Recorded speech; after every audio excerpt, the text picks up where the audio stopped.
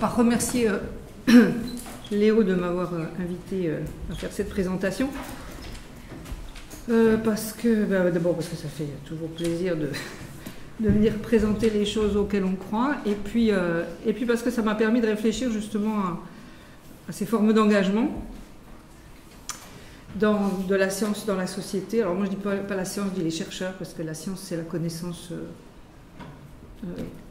stabilisée, et je ne me reconnais pas dans cette connaissance stabilisée, mais plutôt dans sa fabrication, donc un peu plus en amont. Et je trouve que c'est intéressant parce que finalement la présentation que je vais faire est très complémentaire de celle que... Elle est sur le même sujet, mais finalement très complémentaire de celle de Kevin. Parce que nous avons des positions un peu différentes par rapport à ces questions d'engagement. Donc j'ai une présentation en 4 parties. La première, ce sera d'essayer d'expliciter en quoi la science est politique en partant de ce qu'on a dit auparavant, c'est-à-dire que la science n'est pas neutre et qu'elle est impliquée, donc la science ou la recherche. Dans une deuxième partie, je présenterai différentes formes d'engagement des chercheurs, pas seulement sur le climat, mais de manière beaucoup plus large dans la société en général. Et puis, dans une troisième partie, je présenterai mon parcours de chercheur parce que je pense que c'est important dans ma réflexion, et c'est aussi important de voir comment un chercheur peut être amené à s'engager. Moi, ça fait quand même assez longtemps que je suis dans la recherche. Et puis, ça m'amènera à la dernière partie de ma présentation, le collectif Labo 1.5, dans lequel je suis impliquée depuis 2020. Alors, tout d'abord, le fait que la science est politique, eh bien, c'est parce qu'elle est impliquée, et je suis chercheur en études des sciences et techniques, donc ce n'est pas une discipline en fait, puisque c'est des études qui sont menées par des chercheurs en différents domaines des sciences humaines et sociales. Donc les études des sciences et techniques permettent d'observer et d'analyser finalement les processus de production de connaissances et de comprendre comment la connaissance est construite, et donc se positionne différemment. Léo a parlé de relativisme, moi je parlerai de constructivisme. La connaissance est construite aussi bien par ce que font les chercheurs dans leur laboratoire que par le contexte politico-économique et social dans lequel cette recherche est faite. Et on en vient assez rapidement aux questions que vous avez soulevées tout à l'heure.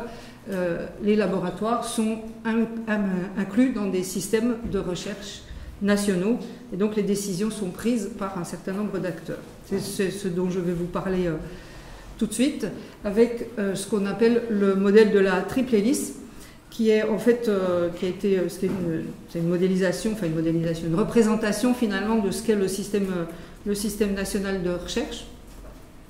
Depuis le début du XXe siècle, et en particulier depuis la Seconde Guerre mondiale, on a observé la construction d'une alliance entre l'État, les grandes entreprises, qui ont pris de plus en plus d'importance au fur et à mesure où elles se construisaient, elles aussi. Donc l'État, les grandes entreprises et les organismes de recherche qui décident ensemble, finalement, de la recherche pour le développement économique et le progrès social. Il ne faut pas oublier que jusqu'à ce que disait Léo tout à l'heure, jusqu'à après la guerre, finalement, le développement économique et le développement sociétal étaient très liés au progrès scientifique. Bon, maintenant, on sait que c'est un peu plus compliqué que ça, mais à l'époque, c'était vraiment une base, finalement, de cette alliance et de cette forme de démocratie. Donc, pour présenter cette progressive alliance entre ces trois gros acteurs sociaux, que sont l'État, les organismes de recherche. Alors, quand je parle d'organismes de recherche, dans le modèle anglo-saxon, c'est l'académie, donc c'est l'université. Ici, chez nous, les organismes de recherche et les universités, on est entre deux systèmes. Donc, mais bon, disons que c'est l'académie de manière plus globale, décide donc de ça et constitue cette triple hélice qui a été proposée par des sociologues de l'innovation qui sont Leidersdorf et Heitskowitz dans les années 90. Donc c'est vraiment un ordre social sur lequel est fondée la production de connaissances. Et cet ordre social, il est... alors vous allez me dire, il manque quand même une partie de la société, tous les gens qui sont dans les mouvements activistes notamment. Effectivement, cette triple hélice, elle est fondée sur ce que Dominique Pestre, l'historien des sciences, qualifie sur un régime de production de connaissances qui est de la démocratie délégative. C'est-à-dire que nous, en tant que citoyens, en tant que société civile, nous avons délégué à l'État, aux organismes de recherche et aux grandes entreprises les grands choix, finalement, des politiques de recherche. Alors ça a plusieurs conséquences qu'on a pu observer au fil des années, notamment après la Deuxième Guerre mondiale. D'abord, une approche diffusionniste des relations sciences et société, c'est-à-dire que le savoir est uniquement la connaissance scientifique, qui est expliquée, comme le disait Léo tout à l'heure, qui est expliquée au commun des mortels, avec l'idée que si on lui explique les choses correctement, eh bien, il acceptera le progrès scientifique et donc le progrès social qui va avec. Donc toutes les grandes découvertes qui ont été utilisées, notamment, on a beaucoup parlé de biotechnologie, mais il y en a eu avant aussi. Et puis, lorsqu'apparaissent des divergences, parce que quand même, depuis au moins les années 70, il est apparu des divergences, on a beaucoup en mémoire les risques liés aux OGM, mais il y en a eu d'autres. Puis aujourd'hui, il y a tous les risques environnementaux. Eh bien, il n'y a pas de système finalement dans cette démocratie délégative, la société, quand elle n'est pas contente, et il n'y a pas de système pour qu'elle donne son avis et sur les processus de recherche et les priorités de recherche. Donc ça a quand même évolué avec le fait que l'État a mis en place une démocratie délibérative dans laquelle, Kevin en a parlé, les citoyens ont le droit de participer à des forums, à des conférences de consensus et éventuellement les politiques peuvent infléchir leurs décisions en fonction des résultats de ces conférences de consensus.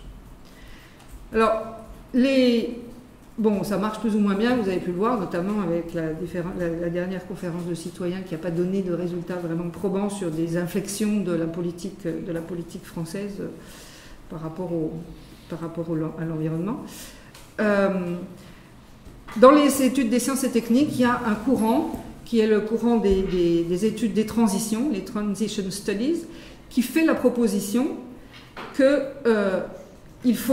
c'est une proposition beaucoup plus radicale en termes aussi bien épistémologiques, structurels, politiques, c'est que pour relever les défis sociétaux, donc on se positionne, on dit, si on veut aller là-bas, pour relever ces défis, pour faire cette transition, pour que cette transition advienne, eh bien, il faut s'engager dans un modèle différent. Et le modèle de la triple hélice ne fonctionne pas. Vous l'avez noté, on vient d'en parler.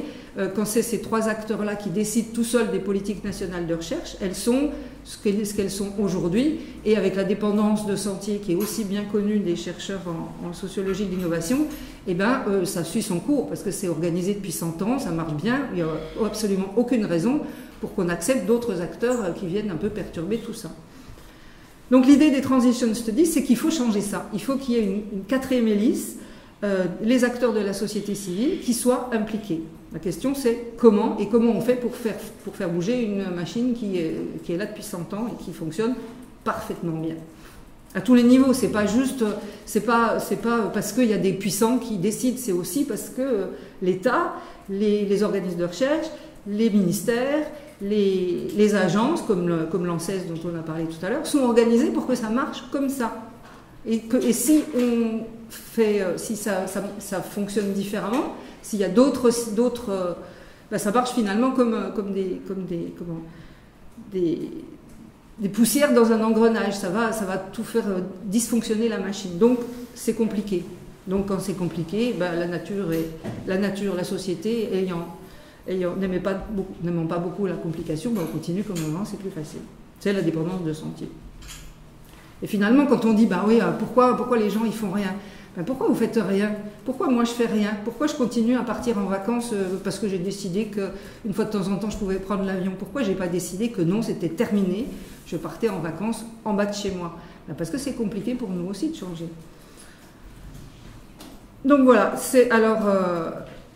pour en revenir à cette quadruple hélice, cette position normative qui est l'hypothèse finalement que posent les études des transitions, qu'il faut changer le système pour pouvoir faire des transitions, elle est aussi observée dans les mouvements sociaux qui s'engagent de plus en plus dans la coproduction de connaissances pour résoudre des problèmes quotidiens.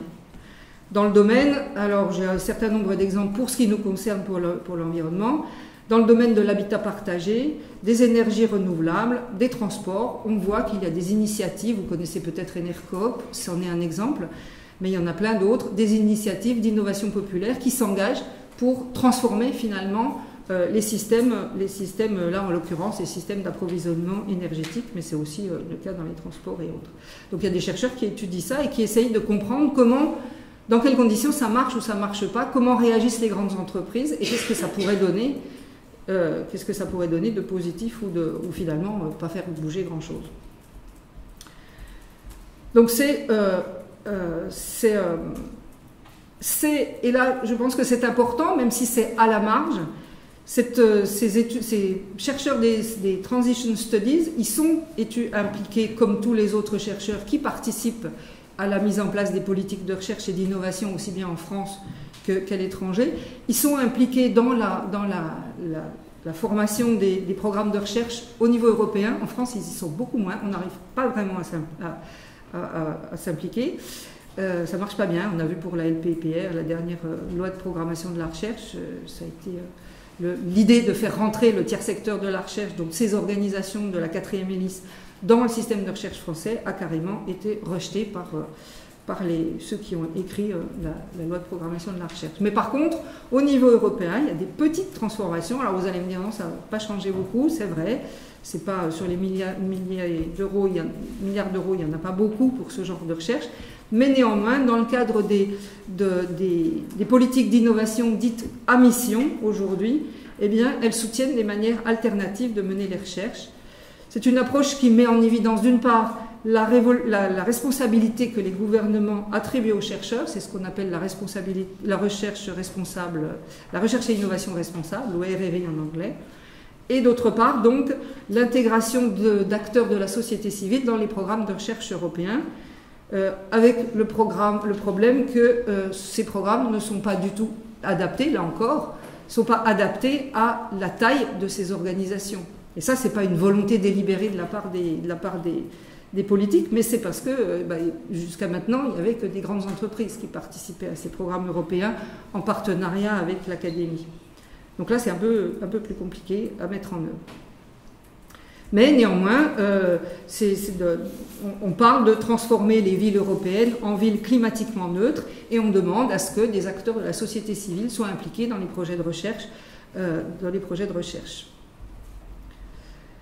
Alors, le chercheur là au milieu, vous allez me dire, parce que là on parlait de la société civile, effectivement on parle beaucoup de l'engagement des citoyens dans la recherche, on parle beaucoup moins et on étudie beaucoup moins l'engagement des chercheurs dans la société civile. Alors je définirais l'engagement dans l'engagement de manière globale comme la participation active à la vie sociale, politique, religieuse ou intellectuelle de son temps et en conformité avec ses convictions, donc avec les valeurs que l'on veut défendre. Alors pour tenter de comprendre ce qu'est l'engagement en recherche, je me suis appuyée sur les travaux d'un philosophe qui s'appelle Donato Bergandi, qui propose de considérer 4 postures du chercheur dans ses interactions avec la société en fonction de ses croyances, son idéologie par rapport au positivisme, qui est quand même très très répandu encore dans la recherche aujourd'hui, ou au constructivisme d'une part. Et puis, avec ça, ça c'est la première comment je fais pour passer les transparents? Ah, ça doit être là. C'est le CH. Oui. Donc, voilà. Donc, 4 postures du chercheur impliqué en fonction d'abord s'il se reconnaît comme étant un chercheur positiviste. Alors, il ne vous dira jamais ça, mais bon. C'est-à-dire que les faits et les valeurs sont exclusifs les uns des autres, ou s'il se reconnaît comme un chercheur constructiviste, c'est-à-dire qu'il a une certaine réflexivité sur son activité scientifique et il est lucide par rapport à un éventuel engagement dans la société. Donc s'il est positiviste, il va considérer qu'il peut être neutre de manière totalement exclusive, qui ne se laisse absolument pas infléchir par son jugement de valeur dans le traitement de son objet de recherche, c'est-à-dire que ses hypothèses ne sont pas du tout influencées par ses convictions personnelles. Et donc, il va exprimer évidemment pas d'opinion dans la société civile, ou s'il adopte plutôt une attitude de partialité exclusive, c'est-à-dire qu'il se fait orienter, mais de manière finalement inconsciente, puisqu'il considère que les faits et valeurs sont séparés. Il se fait orienter par son jugement de valeur en sélectionnant des éléments factuels, théoriques et axiologiques qui répondent à ces hypothèses. Il le fait de manière consciente ou inconsciente, ce n'est pas forcément un bandit de grands chemins. Hein. Et il exprime ses préférences. Alors là, ça devient un peu plus compliqué parce qu'il exprime ses préférences, que ce soit ses préférences scientifiques ou ses préférences morales, en essayant de les présenter comme des vérités scientifiques. Bon, vous en avez certainement en tête des exemples, on ne va pas s'appesantir sur ces questions. Et puis le constructiviste qui a une idée qui est plus lucide par rapport à sa position finalement dans la fabrication de la connaissance, il peut décider d'être impartial, neutre, c'est-à-dire qu'il essaye de ne pas se laisser guider uniquement par ses convictions, par ses préférences, que ce soit des préférences scientifiques, donc s'il a posé une hypothèse, si on a une hypothèse que l'on veut défendre ou une autre que l'on ne souhaite pas défendre, on va faire des choix méthodologiques différents. Donc on essaye de ne pas se faire guider par ces préférences-là, et cette personne qui se veut impartiale et neutre n'exprime pas publiquement ses jugements de valeur par rapport à ses convictions. Et puis, dans le dernier cas, c'est le chercheur impartial et engagé qui, lui, a bien connaissance du fait que la science n'est pas neutre, que ses choix scientifiques et que ses choix moraux et politiques sont très intriqués, qu'il essaye, dans la mesure du possible, de prendre un peu de recul par rapport à ça, mais il en est conscient quand même, et qui exprime publiquement son opinion, et donc ses jugements de valeur. Alors évidemment, c'est une position lucide, mais néanmoins difficile à assumer, mais aussi enfin pas seulement à assumer, mais aussi à être vraiment intègre déontologiquement, parce que il suffit pas finalement d'avoir la lucidité sur les bases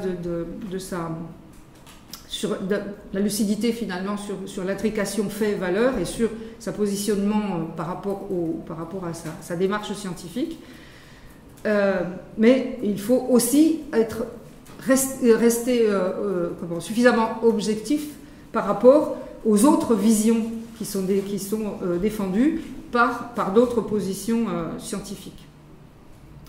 Donc à l'échelle d'un individu, c'est certainement très difficile à accomplir.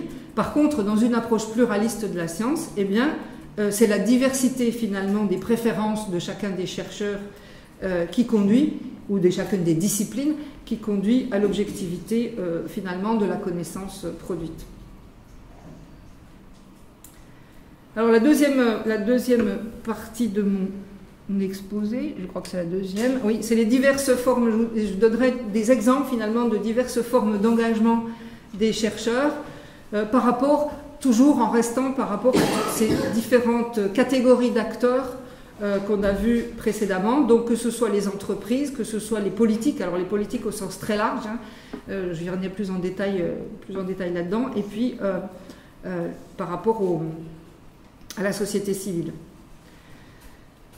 La littérature scientifique, en fait, c'est largement attachée, elle s'attache toujours maintenant avec la mode des sciences et recherches participatives, elle s'interroge de plus en plus finalement sur l'importance de la participation du tiers secteur de la recherche ou des citoyens à titre individuel à la recherche.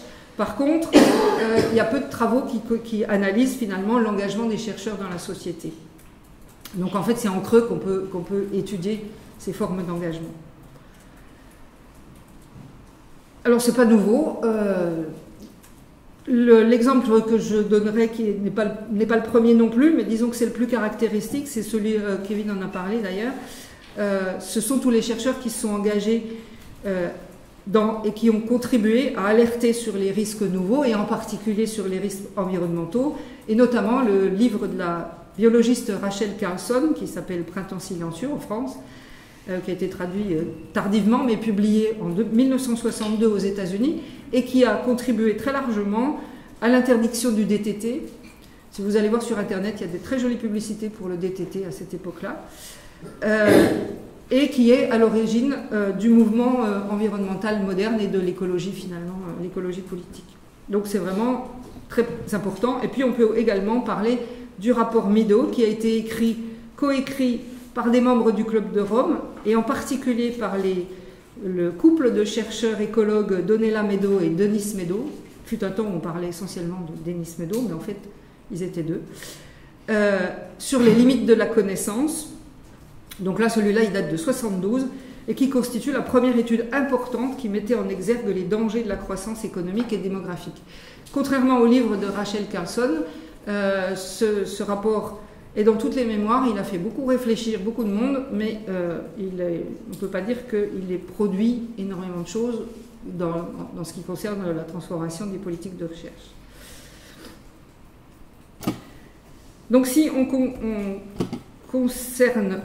conserve ce modèle de la triple hélice ou de la quadruple hélice pour étudier l'engagement finalement des chercheurs, eh bien, ils peuvent s'engager auprès des différentes parties de cette triple hélice. D'abord auprès des grandes entreprises. Alors, soit normalement, ils s'impliquent auprès des grandes entreprises dans des partenariats de recherche qui sont extrêmement bien balisés, avec des contrats, et c'est ce qui se fait globalement assez fréquemment. Moi, je suis chercheur à l'INRA, mais même au CNRS, il y a des partenariats avec les grandes entreprises. Et finalement, c'est jamais considéré comme une forme d'engagement. Néanmoins, c'est le premier engagement et c'est celui qui est institutionnalisé, celui-là. Ils peuvent s'engager, on en a parlé tout à l'heure, mais de manière beaucoup moins responsable, en tant que caution scientifique des marchands de doute dont a parlé Kevin tout à l'heure. Il a rappelé qu'il avait été décrit par Naomi Oreskes au départ dans l'industrie du tabac, mais elle a également écrit des choses sur l'industrie, sur le climato-scepticisme. En France, on se souvient peut-être, en tout cas moi je m'en souviens, de Claude Allègre, qui était physicien et ministre, et qui a été une des premières cautions. Il s'est distingué pour ses prises de position controversées, mettant en doute l'origine anthropique et l'importance du réchauffement climatique. Il était totalement à l'encontre du consensus scientifique, et il a même d'ailleurs défendu le contraire auparavant, et justement il faisait partie de ces cautions des marchands de doute. Son implication a été étudiée par d'autres chercheurs, pas par Naomi Oreskes. On peut s'engager aussi avec les responsables politiques et les décideurs, et ça aussi c'est relativement bien balisé, puisque c'est toutes les démarches d'expertise et de conseil à la décision publique. Je ne vais pas développer ici les tensions qu'il peut y avoir sur ces problèmes, sur ces questions d'expertise. Mais le fait que les sciences soient impliquées, évidemment, génère des questions scientifiques socialement vives. Et donc, si ce sont uniquement les scientifiques qui les abordent, même s'ils les abordent de différentes manières, et donc s'il y a déjà une controverse scientifique, une controverse entre les scientifiques, ils ont tendance finalement, dans certains rapports, à essayer de lisser cette controverse et de faire apparaître un avis qui est lissé de tous les conflits qu'il y a pu y avoir dans les différents travaux. Bon, cette neutralité objective n'est pas toujours le cas. Il y a des rapports qui sont beaucoup plus partials. Et c'est d'ailleurs ce qu'a reproché à l'ANSES un récent rapport conduit à la demande de son conseil scientifique et qui disait non pas que les chercheurs qui participent à l'ANSES sont tous vendus à l'ANSES et que c'est pas bien, mais plutôt que là encore, l'ANSES doit se réformer pour que les rapports soient mieux faits. Après, on peut discuter sur ce qu'en font les politiques, c'est une autre affaire. Et puis, et ça va être la dernière partie de mon exposé sur l'engagement, auprès de la société, les chercheurs peuvent s'engager auprès de la société civile, vous en avez déjà vu des exemples.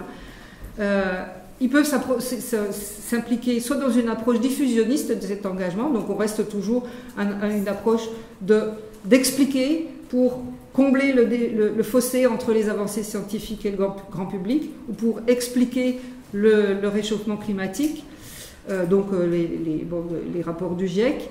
C'est indispensable, mais ça n'est pas la seule forme d'engagement que les chercheurs doivent avoir.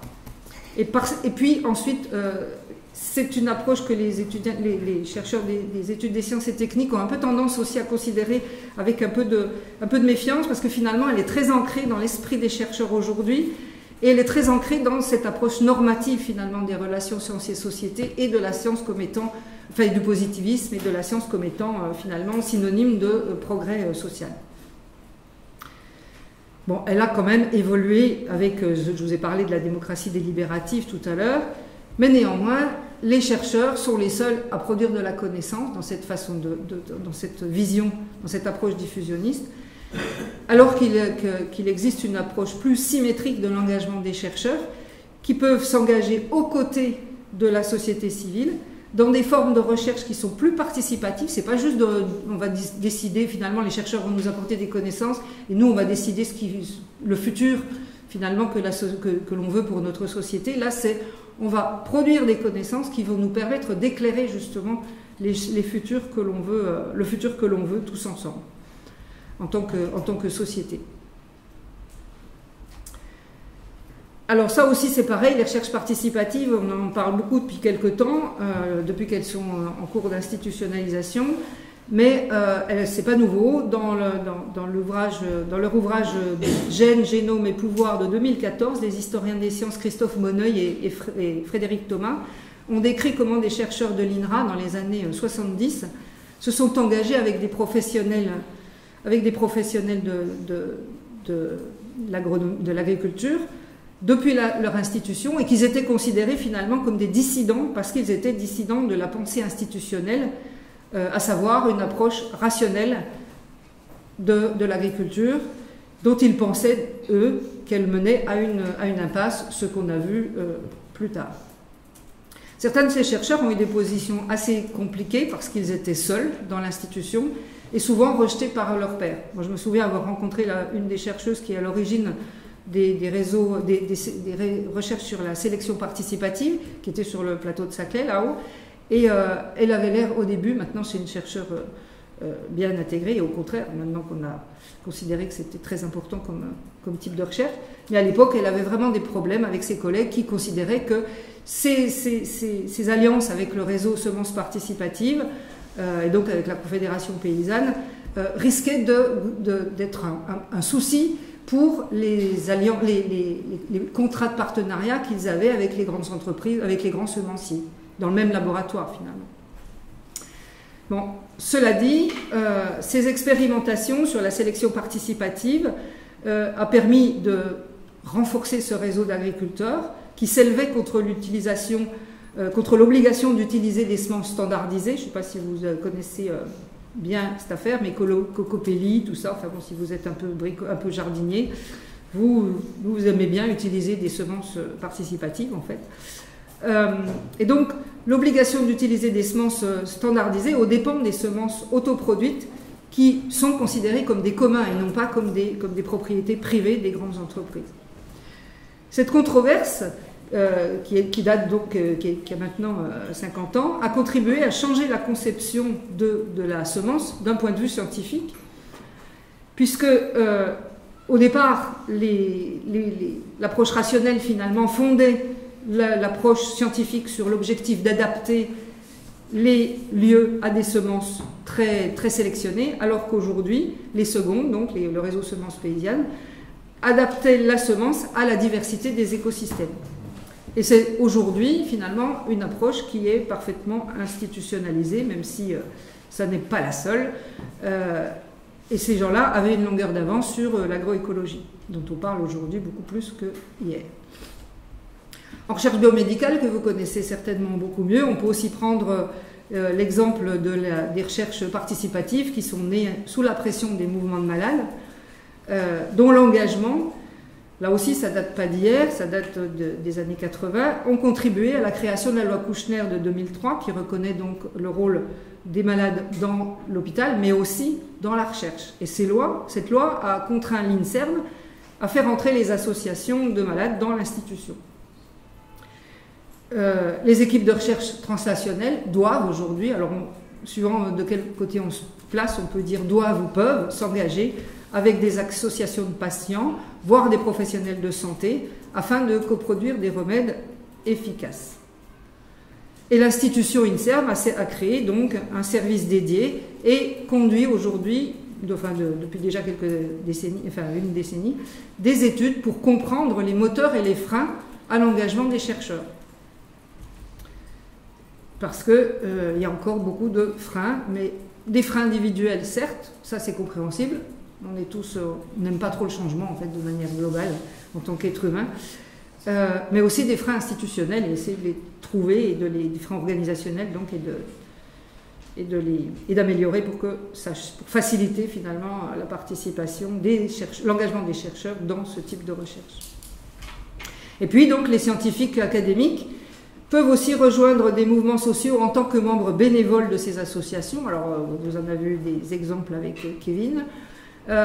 Et ces gens, alors, des membres bénévoles des associations, mais aussi des salariés. Alors, parmi les jeunes chercheurs parfaitement reconnus par l'académie, mais qui ne veulent pas devenir salariés publics, eh bien, il y a un certain nombre de chercheurs, donc de docteurs, qui rentrent comme salariés dans des associations, voire qui en créent, pour transformer justement aussi, parce que ça ne les satisfait pas, la façon dont ils peuvent travailler aujourd'hui dans l'académie ne les satisfait pas, ou parce qu'ils ont envie de faire d'autres choses que ce qui est favorisé dans la recherche publique.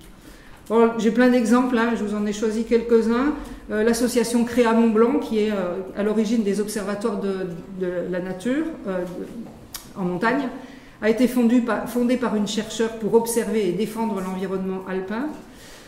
Des chercheurs qui ont cofondé l'Institut Gaudin, qui est une association dont le but est l'innovation sociale et qui est, comme son nom l'indique,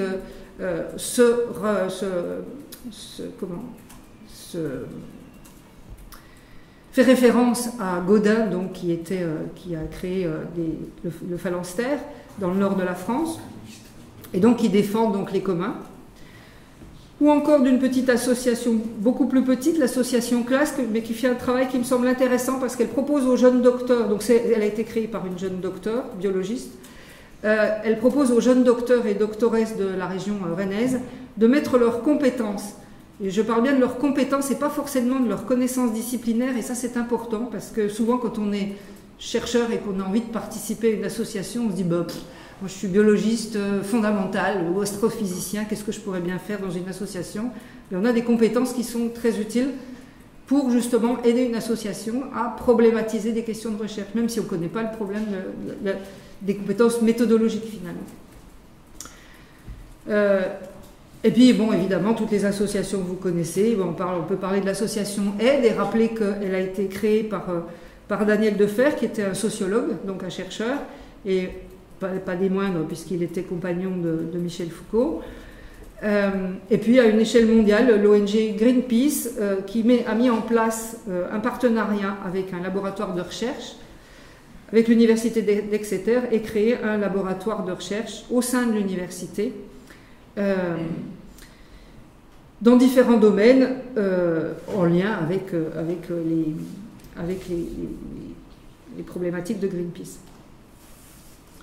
Ces recherches participatives, quelle que soit leur grande diversité, mobilisent des connaissances très diverses, pas seulement des connaissances scientifiques, et c'est ça qui fait leur différence, parce qu'elles mobilisent aussi des savoirs d'expérience, des connaissances d'expérience, donc les connaissances des professionnels de terrain, les connaissances des malades en tant que connaissances d'expérience de la maladie, les connaissances des médecins, des infirmières, et pour ce qui vous concerne vous, des agriculteurs quand on pense pour moi qui suis à l'INRA. Et donc ces savoirs-là sont reconnus dans les recherches participatives. Et ça fait émerger de nouvelles questions de recherche, ça oblige à utiliser de nouvelles méthodes, donc de nouvelles épistémologies, Et puis dans le domaine qui nous intéresse, par exemple la toxicologie environnementale, alors, finalement est née du fait des besoins des acteurs de terrain, des militants, des activistes qui avaient besoin de données pour prouver que les problèmes qu'ils rencontraient étaient vraiment existants. On peut penser, notamment je pourrais faire référence à l'Observatoire citoyen qui a été mis en place par des chercheurs et des habitants, ou d'ailleurs, parce qu'ils sont tous plus ou moins, on n'est pas forcément que chercheurs dans la vie, de la région de Fos, de Fos-sur-Mer, donc qui ont mis en place des travaux de recherche pour montrer la réalité finalement des risques toxicologiques auxquels ils étaient exposés. Tant qu'il n'y avait pas de connaissances sur leur exposition, eh bien on pouvait toujours dire mais non, vous rêvez, la fumée elle passe et puis elle s'en va, quoi. Donc ces recherches participatives touchent vraiment tous les domaines, et notamment, mais pas que, la recherche sur l'environnement et la production de connaissances donc sur les risques environnementaux. Et donc les chercheurs sont bien sûr des acteurs aussi bien dans leur institution qu'au sein des mouvements auxquels ils participent. Donc la troisième partie de cette présentation concerne mon parcours de chercheur, parce que finalement ma participation au collectif Labo 1.5 s'inscrit dans ce parcours, donc j'ai décidé de vous le présenter. D'autant plus que j'ai commencé comme étant physiologiste, donc c'est une science positiviste et normale par excellence, une science expérimentale dans la droite ligne de Claude Bernard. Et donc j'ai été vraiment formée finalement à cette vision de la science. J'ai commencé par exercer à l'INSERM, où mes recherches portaient sur le cancer du pancréas et plus particulièrement sur les déterminants de sa progression. Et c'est uniquement quand je suis rentrée de postdoc que j'ai passé le concours de l'INRA, un moment clé finalement pour l'INRA, parce que j'ai fait partie d'une vague de recrutement de jeunes chercheurs en biologie moléculaire. Et finalement, c'était les premiers chercheurs qui sont rentrés à l'INRA et qui n'avaient pas de formation agronomique ou vétérinaire. Et on est rentré, je dirais, en masse finalement. Et donc on a transformé la culture de l'INRA de l'intérieur. Je ne sais pas si on doit en être fier ou pas, l'avenir nous le dira, mais bon, c'est comme ça. Et donc c'était dans le cadre du programme intitulé « Essor des biotechnologies ».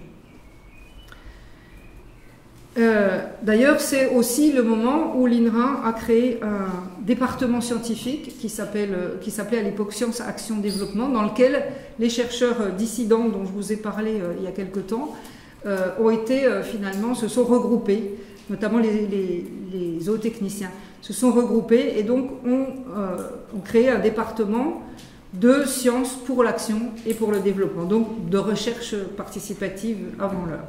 Et finalement, l'institution les a mis a créé ce département-là à côté finalement des départements de génétique végétale, du département de physiologie animale ou de génétique animale. Voilà, donc c'est intéressant de voir cette transformation de l'intérieur finalement de l'institution. Alors, au cours de ce travail de physiologique, j'ai eu pas mal de conflits éthiques parce que, par exemple, quand je suis arrivée à l'INSERM, à l'INRA, il s'agissait d'adapter finalement la biologie moléculaire à la nutrition animale, et donc je devais abattre un porc de 60 kg pour prélever son pancréas, qui n'en fait quand même que pas 100 grammes. Donc, c'était un conflit de gaspillage finalement. On me demandait à quoi pouvait servir tout ça, puisque je ne pouvais pas le remettre dans la filière agroalimentaire, ce qui est le cas quand même bien souvent à l'INRA. J'ai également des conflits lorsqu'il s'agissait de produire ou de choisir les données qui cadraient avec les hypothèses qu'on avait choisies avec ma directrice de thèse. À l'époque, on avait aussi une conception particulière des lois de la statistique, en tout cas en physiologie. Du coup, c'était on calculait des moyennes, et finalement, quand il y avait un point qui s'éloignait trop de la moyenne, plutôt que de dire peut-être que c'est un cas particulier, il faudrait peut-être le prendre en considération, on avait tendance à le supprimer en disant que c'était une erreur de manip. Et puis aussi accepter les dictates des partenaires industriels dans une certaine mesure. Quand un produit nous était offert par un industriel de l'agroalimentaire, de l'industrie pharmaceutique, eh bien c'était compliqué de publier un article dans lequel on disait qu'il n'y avait aucun effet. L'article en question a été retardé et il a fallu qu'on donne le nom de code chimique en fait, du produit pour qu'il ne soit pas reconnaissable par d'éventuels décideurs. Par contre, comme j'étais physiologiste, c'est pas à ce moment-là que j'ai eu mes premiers conflits, éthiques vis-à-vis de l'expérimentation animale, parce que j'avais complètement intégré l'utilisation de l'expérimentation animale dans mon travail. Mais tous ces questionnements ont joué un rôle important finalement dans ma transition d'abord vers la communication et puis ensuite vers la recherche en études des sciences et techniques.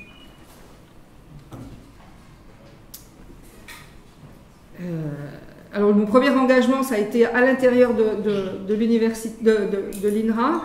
Je me suis engagée dans des recherches avec des animaliers pour tenter de comprendre et de résoudre les conflits moraux qui les habitaient. D'ailleurs, à cette occasion que j'ai rencontré Léo, qui travaillait déjà sur l'interdisciplinarité et sur l'implication des sciences. Et finalement, après ça, je me suis réorientée vers les études des sciences et techniques pour comprendre dans un premier temps l'évolution finalement de l'INRA et puis ensuite pour mieux comprendre l'engagement des chercheurs dans la société. Maintenant, je travaille essentiellement sur les recherches participatives. Et pour en revenir aussi à ces histoires, à ce que je vous ai exposé tout à l'heure sur le projet des études des sciences et techniques, parce que finalement, des transition studies, parce que finalement c'est vraiment un projet. Je suis impliquée dans une association qui est une plateforme multi-acteurs qui a été créée par des chercheurs et par des associations, par des chercheurs et par l'Institut francilien des recherches Innovation et Société, qui est l'ABEX, qui était, parce qu'il est terminé depuis cette année, mais c'était un l'ABEX, et une association d'éducation populaire spécialisée dans la médiation scientifique.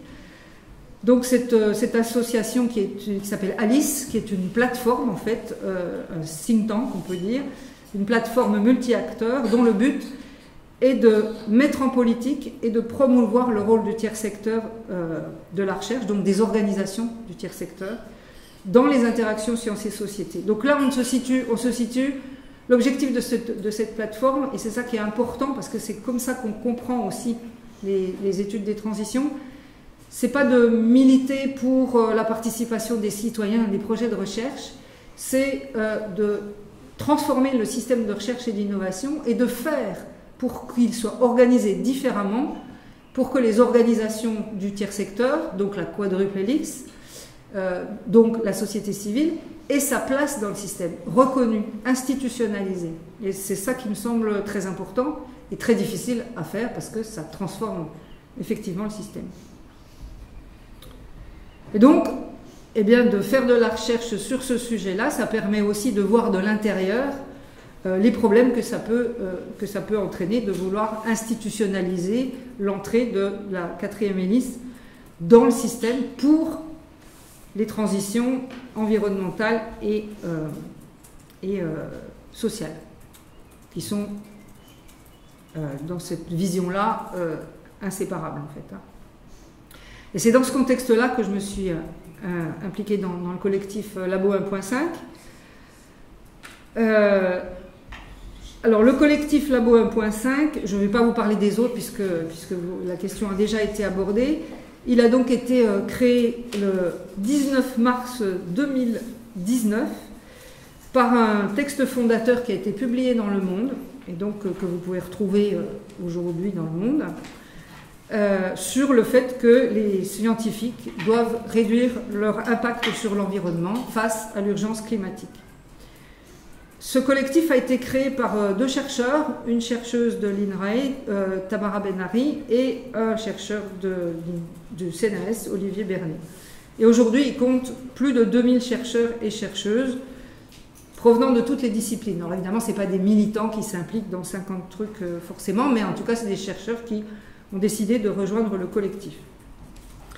Il a pour objectif de mettre en cohérence les pratiques de recherche avec les objectifs de réduction de l'empreinte humaine sur l'environnement et, dans un premier temps, de conduire un travail scientifique pour, d'une part, évaluer l'empreinte environnementale de la recherche en France et, d'autre part, étudier comment cette empreinte se relie aux pratiques et aux contraintes imposées par le mode de fonctionnement de la recherche. Donc là, dans cette formulation-là, l'idée était d'essayer de comprendre comment cette empreinte se relie aux pratiques et aux contraintes imposées. Il n'a pas pour objectif, maintenant c'est en train de changer, mais à l'époque il n'avait pas pour objectif de transformer justement ce système, ce mode de fonctionnement mondialisé totalement bloqué, verrouillé, et donc comme on ne peut pas le transformer, on ne le transforme pas, quoi, globalement. Alors que l'idée, c'est aujourd'hui d'essayer de le transformer un petit peu quand même, enfin voir si on peut, parce que sinon ça ne marchera jamais, quoi, si on ne transforme pas. Alors comment ça fonctionne, le collectif Labo 1.5? Ça fonctionne par groupe de travail, il y en a toute une collection. Alors je vous parlerai de ceux auxquels je participe, plus ou moins, parce qu'on pourrait y passer toute sa semaine. Un collectif réflexion, donc essaye justement de travailler sur une vision un peu en avance et d'organiser des séminaires notamment pour essayer de construire une culture commune à la fois sur la transformation du monde, on va dire, parce qu'il n'y a pas que les transitions, enfin il n'y a pas que la vision transition, on va dire, qui prévaut, aussi de comprendre ce que c'est comment fonctionnent les recherches sur l'environnement, enfin sur les transitions, sur le changement climatique, enfin bon, des séminaires, et puis de conduire des recherches sur la réflexivité des chercheurs dans différentes disciplines. Donc là, on a commencé par l'astrophysique, et puis on est en train demain, j'ai un entretien avec un biologiste, on commence, le début officiel c'est demain, d'un travail de recherche sur les motivations et le niveau de réflexivité des chercheurs en biologie. Et puis il y a un groupe qui vient de commencer aussi sur le numérique. Et puis il y a également des groupes de communication et une équipe art et sciences aussi qui développe des outils et des actions de sensibilisation. Et puis Kevin nous a aussi parlé de toutes les questions de formation et d'enseignement. Alors qu'est-ce que ça produit ? Eh bien, depuis 2 ans, le collectif propose aux chercheurs et aux laboratoires des outils.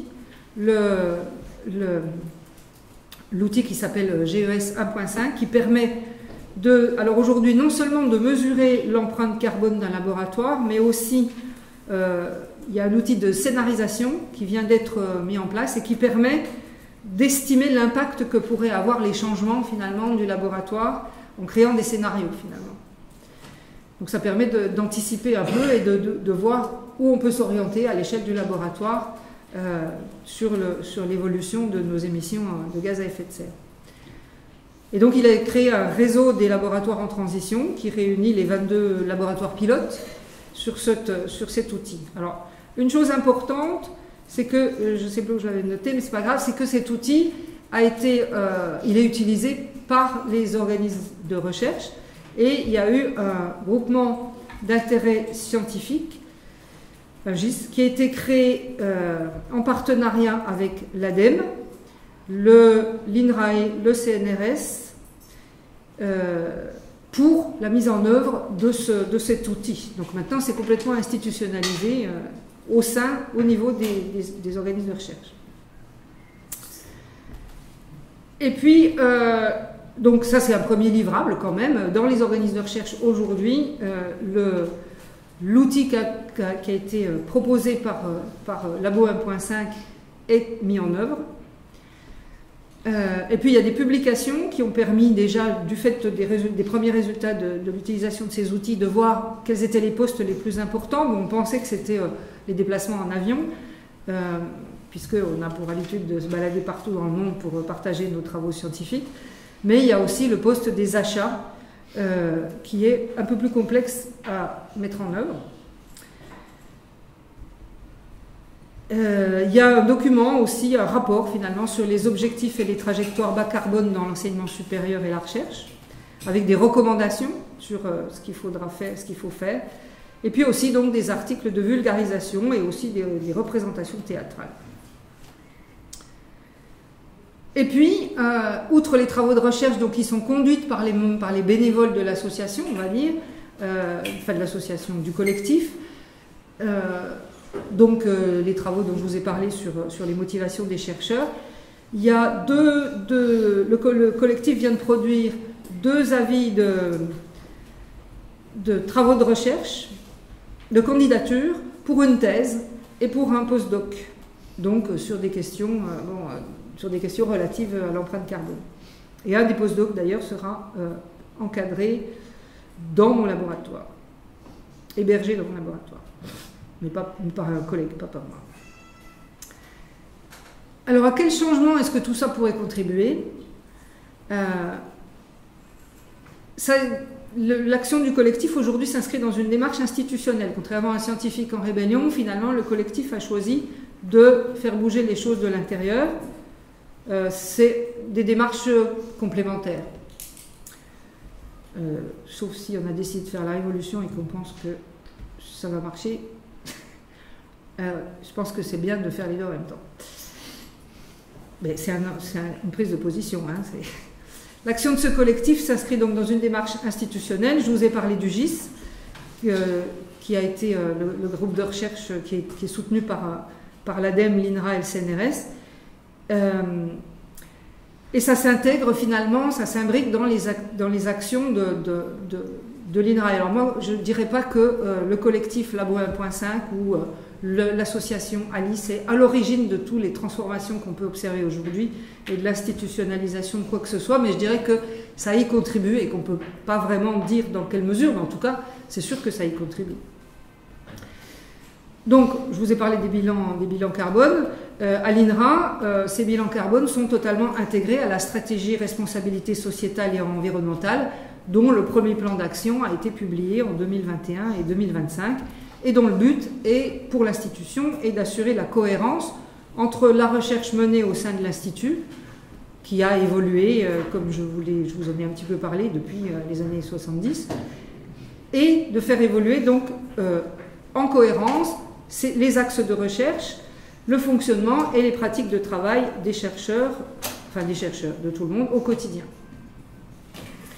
Au CNRS aussi, bon, on n'a pas eu l'avis du COMET, mais on sait qu'il existe. Le CNRS réalise un bilan d'émissions des gaz à effet de serre grâce à l'outil proposé par le Labo 1.5.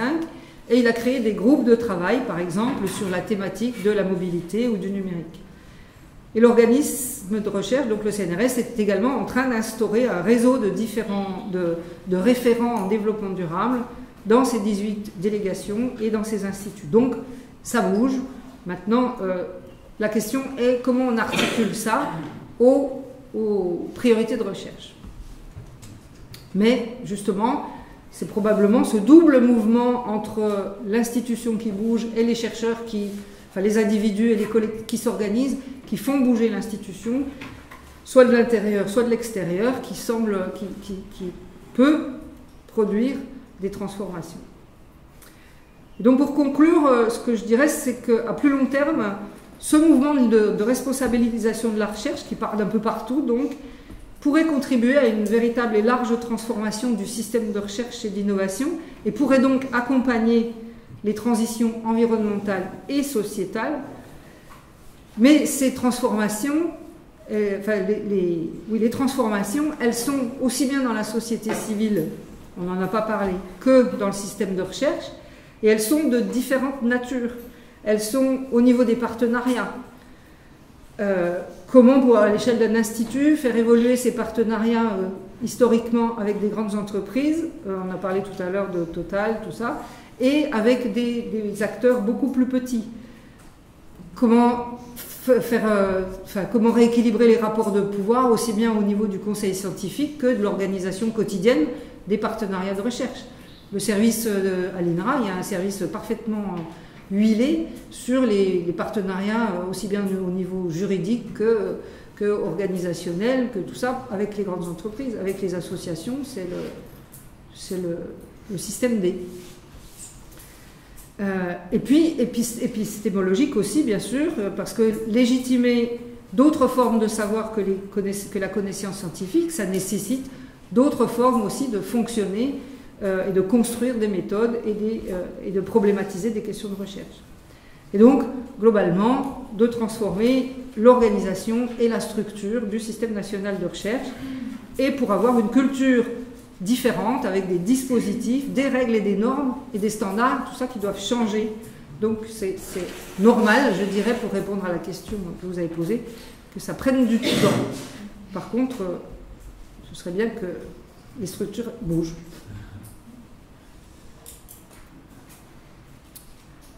Voilà, merci.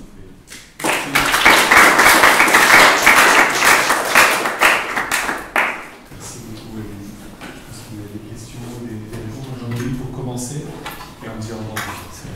Vous avez avancé. Merci beaucoup. Sur le labo 1.5, pour rebondir un peu ce qui avait été dit par Kevin sur cette initiative-là, je pense au laboratoire Paris-Saclay, qui est mon université, où dans le secteur énergétique, la plupart travaillent avec Total. Est-ce que dans l'évaluation qui est faite de l'impact carbone du laboratoire est pris en compte l'impact indirect des recherches dans le cadre de ces partenariats avec des entreprises privées?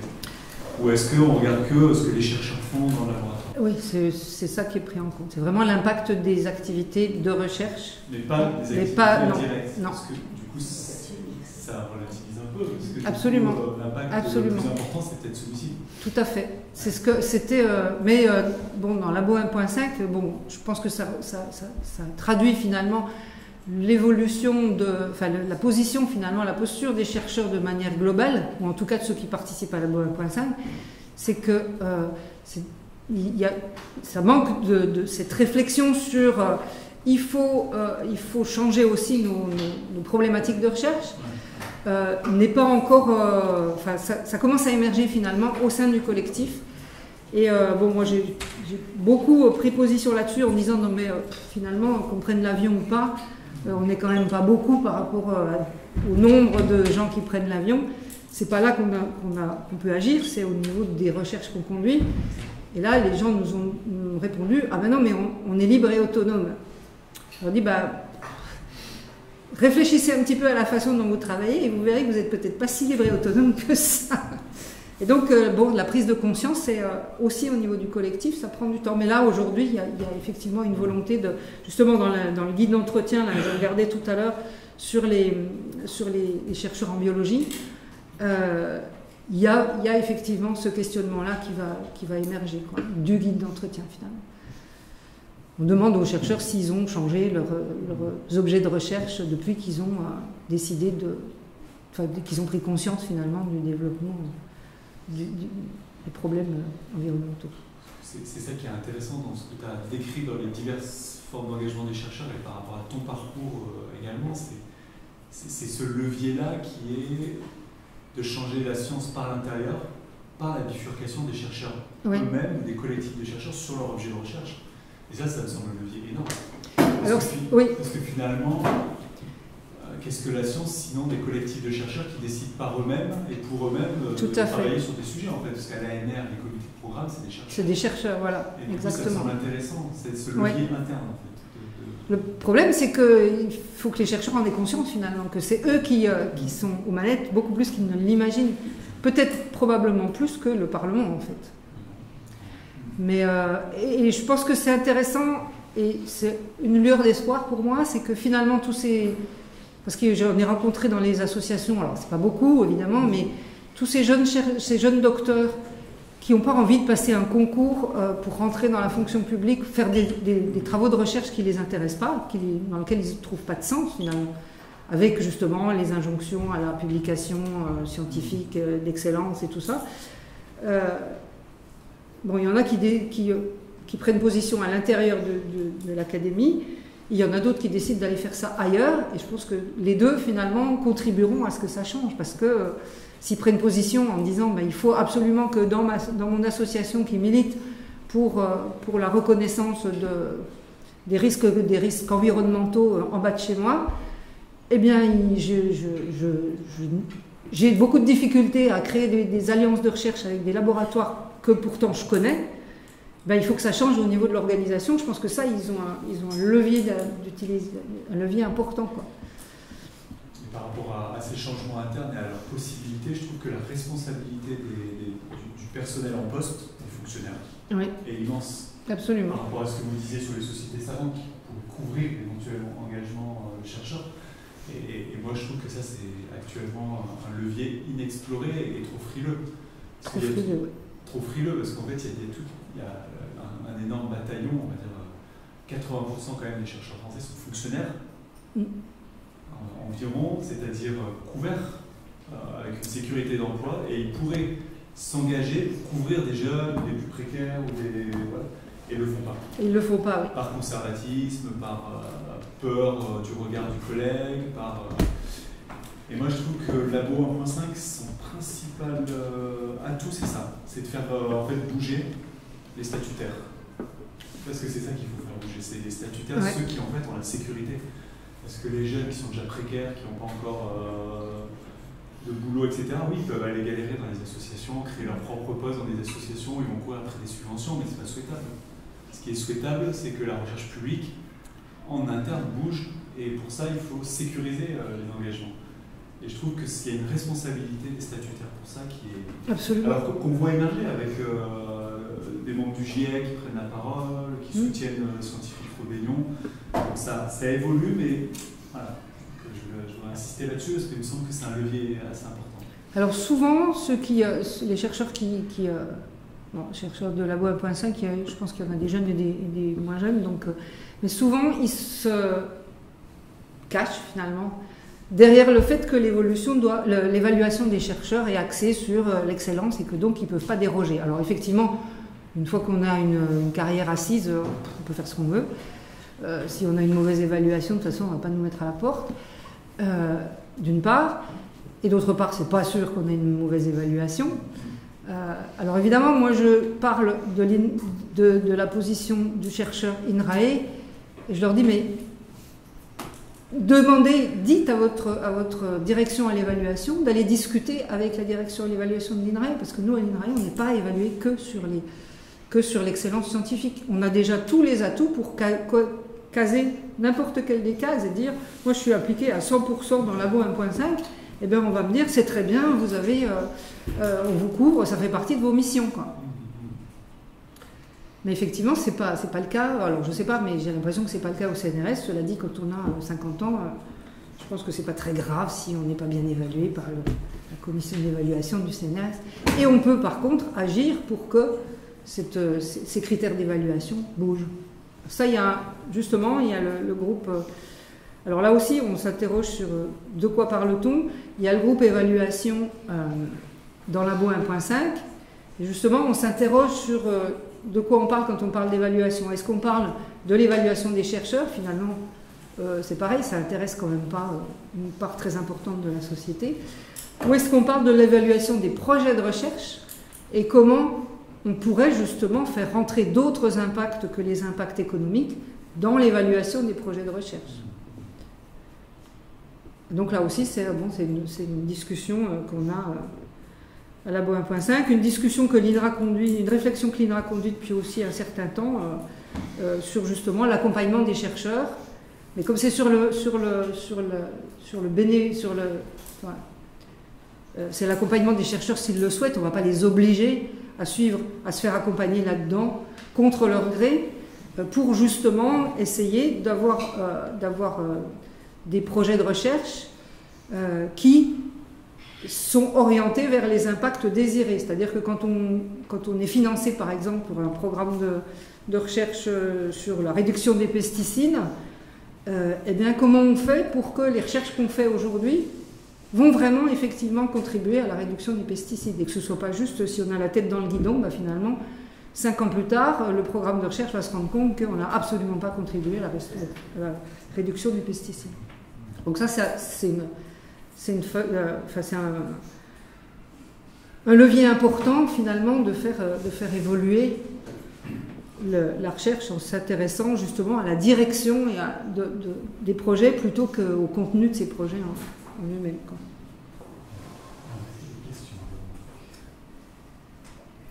Oui, je vais apporter une petite question justement pour la prolongeant ce que vous avez dit.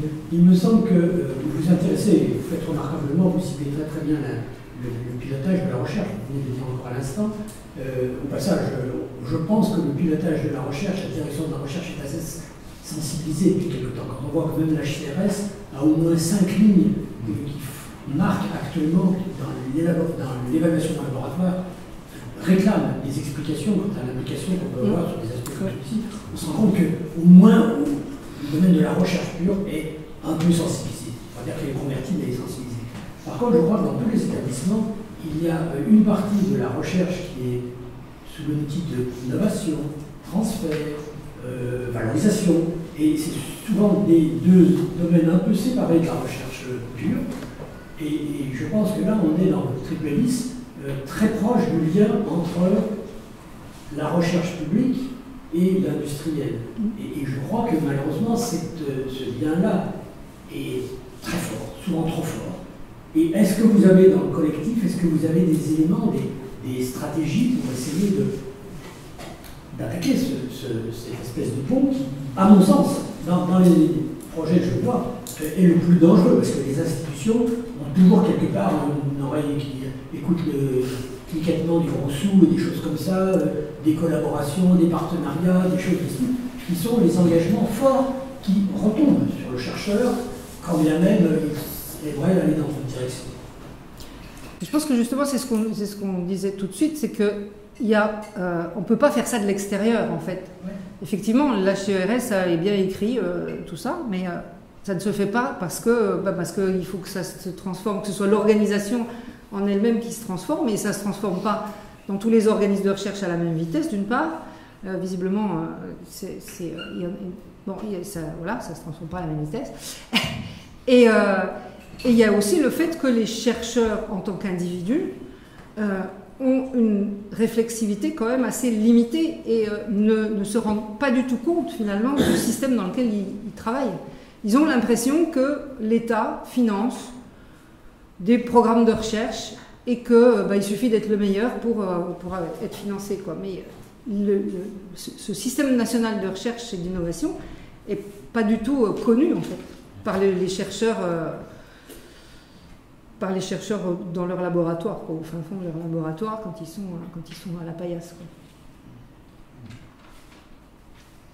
C'est là où les propositions de sciences citoyennes sont complémentaires, puisque l'association Sciences citoyennes vise précisément à démocratiser la recherche dans le sens d'une co-construction des agendas de recherche avec les sociétés civiles, et que ça se passe tout en vase clos.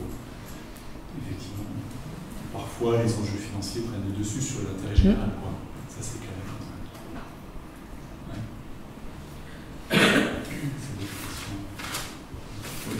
Si on passe du modèle de la TPNIS en ajoutant un quatrième qui sont ces sociétés civiles, est-ce que ce ne serait pas encore délégué, encore être dans cette démocratie de la délégation, parce qu'en fait cette partie civile va être encore représentée par les gens. Comment ça s'organise en termes de gouvernance, ces questions-là? Alors ça c'est une question effectivement très complexe. Parce que, je ne sais pas si vous connaissez les mouvements associatifs qui représentent quand même, en France en tout cas, 80% de la société civile. Le reste, c'est les coopératives. Donc là, c'est un peu plus clair. La gouvernance des coopératives, c'est les coopérateurs qui décident des formes de gouvernance. Donc, dans les associations, c'est un peu plus complexe parce que les salariés ont une position particulière.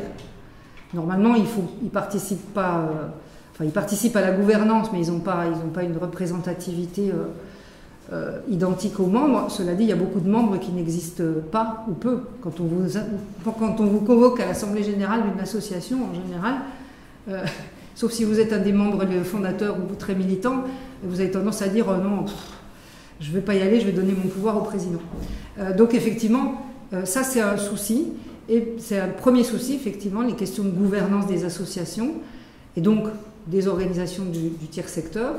Le deuxième souci, et ça c'est les associations de malades qui nous ont alertés là-dessus, c'est que les salariés ou les médecins chevronnés, les médecins malades ou les malades formés par l'INSERM, le DU des patients experts, ces gens-là représentent effectivement les autres. Et ça pose des questions. Et puis les salariés ne sont pas forcément malades. Donc il y a toutes ces questions-là qui visiblement travaillent quand même, notamment les associations de malades. Je pense que les associations de handicapés aussi, parce que souvent c'est les parents qui représentent les adolescents. Et quand les adolescents commencent à devenir un peu grands, ça pose aussi des problèmes de représentation. Sauf que ils n'ont pas forcément non plus envie d'aller militer dans l'association de leur maladie, quoi. Donc effectivement, ça pose des questions. Mais le citoyen, c'est une forme de démocratie. Et effectivement, on ne va plus voter, mais d'après ce que j'ai cru comprendre, les jeunes sont quand même plus impliqués que les plus anciens dans ces formes de démocratie-là. Donc, on peut considérer aussi qu'il peut y avoir aussi des collectifs moins organisés. Mais de toute façon, ça pose des problèmes de gouvernance, très clairement. Oui. Merci pour votre exposé, il était pour le coup très neutre, parce que j'ai moins entendu votre point de vue que celui de votre collègue.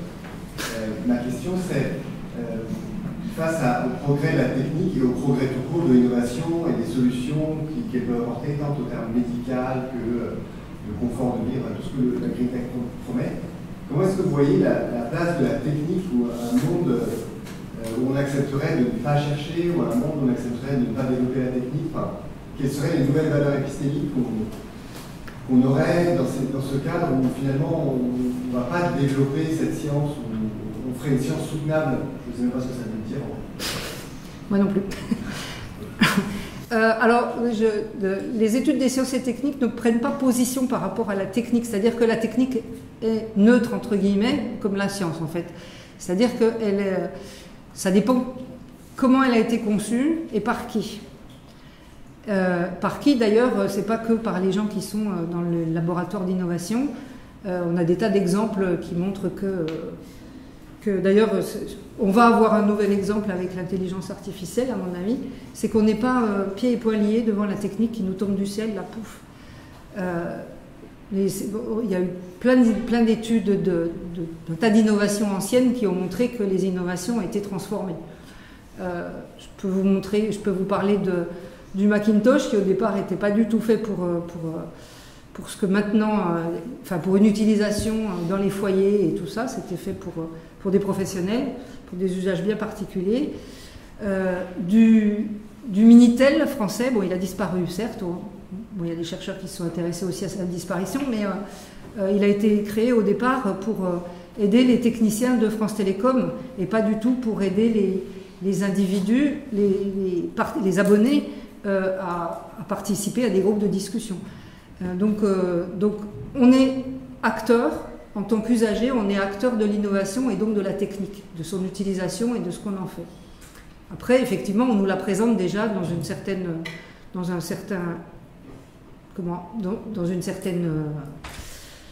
chemin, et elle est déjà bien avancée quand on nous la vend. Ça, c'est une première chose. La deuxième chose, c'est que produire des connaissances, c'est pas forcément produire des connaissances scientifiques. Mon prédécesseur, collègue, a parlé beaucoup des SHS, donc des sciences humaines et sociales. On parle beaucoup d'innovation sociale quand on parle d'innovation différente en fait dans les transitions. Et donc effectivement la place de la technique et donc la place de quelque chose qui soit d'un produit qui soit rentable, qui soit économiquement, qui produise du développement économique, a un rôle moins important dans la recherche. Mais par contre, on produit des connaissances, c'est pas les mêmes, effectivement. C'est pas une innovation technique de pointe, forcément. Ça peut être une innovation sociale qui sera de pointe, mais c'est pas la même pointe et il n'y aura peut-être pas forcément les mêmes enjeux économiques. Pour rebondir quand même sur une interpellation de William sur ton engagement propre, est-ce que tu penses que, non mais sans forcément, voilà, mais est-ce que tu penses qu'une initiative comme le Labo 1.5, par rapport par exemple à une initiative comme Scientifique en Rébellion, n'est pas un peu décalée d'un point de vue de l'urgence? Est-ce que par rapport à l'urgence climatique, hein, dont on est tous aujourd'hui conscients, est-ce qu'il n'y a pas le temps de cette construction lente, hein, faire bouger les institutions par... Moi je pense que c'est un vrai levier, mais c'est long. Enfin, c'est long. C'est très très long, il y a une inertie énorme de l'institution, il y a des carrières qu'il faut qu'elles s'arrêtent pour qu'il y ait des jeunes qui prennent le relais. Absolument, et oui. souvent c'est 25 ans, 30 ans, enfin... Et voilà, et à côté de ça, il y a l'urgence. Du coup, est-ce que... Alors, bien sûr, tu vas me répondre, c'est complémentaire. Et oui, c'est ce qu'a dit Kevin, c'est le message, mais toi, personnellement, tu penses quoi? Alors, personnellement, moi, je me suis positionnée, bon, je vous ai dit que je m'étais engagée dans Alice, qui est donc une plateforme qui prône, enfin, qui a fait des recommandations pour transformer le système national de recherche et d'innovation. Donc, effectivement, avec un horizon de 15 ans. Bon, là, il a un peu repoussé, puisque je vous ai parlé de la loi de programmation de la recherche qui n'avait pas été transformée autant qu'on l'aurait souhaité. Effectivement, c'est long. Cela dit, l'étude des transformations historiques montre que c'est les chocs, les crises qui font que ça se transforme. Il y a beaucoup, notamment, d'études sur ce qui s'est passé dans les pays de l'Est, sur justement la façon dont le système s'est transformé suite à des crises, qui permettent de comprendre, alors je ne suis pas spécialiste donc je ne vous en parlerai pas, mais qui permettent de comprendre que effectivement c'est long, mais ça peut aussi être très rapide s'il y a une crise. Bon, déjà, ceux qui ont étudié le Covid ont bien vu qu'il y avait des choses qui s'étaient transformées beaucoup plus vite qu'on ne l'avait imaginé. Hein. Je ne sais pas si on aurait pu penser que les visioconférences prendraient une telle place dans notre vie, aussi bien personnelle que professionnelle, il y a 5 ans. Donc, bon, les organisations sont organisées pour que ça marche, quoi. Et on avait l'air de dire que c'était sans intérêt, ce truc-là. Donc voilà, donc il y a déjà ça. Ensuite, effectivement, moi je ne suis pas convaincue que la révolution transforme les sociétés plus vite qu'une crise. Alors effectivement, bon, il y a eu la révolution de 89, mais ça n'a pas tout transformé. Et puis, bon, est-ce que c'est souhaitable de faire la révolution de 89 pour je ne sais pas. Moi, je ne suis pas prête à monter dans les barricades, ça c'est clair. Mais voilà quoi, c'est pour ça que je dis que c'est complémentaire, mais bon, il n'y a pas eu beaucoup d'exemples finalement que des révolutions ont apporté des transformations majeures. Et là, en ce qui concerne ça, je crois plus dans les crises, le jour où on sera vraiment sous le couteau sous la gorge, on n'aura plus le choix. Mais je ne suis pas sûre qu'on bifurque avant ça par contre. La question c'est est-ce qu'on n'y est pas déjà? Ben voilà. Après c'est sur chacun. Magnifique épilogue.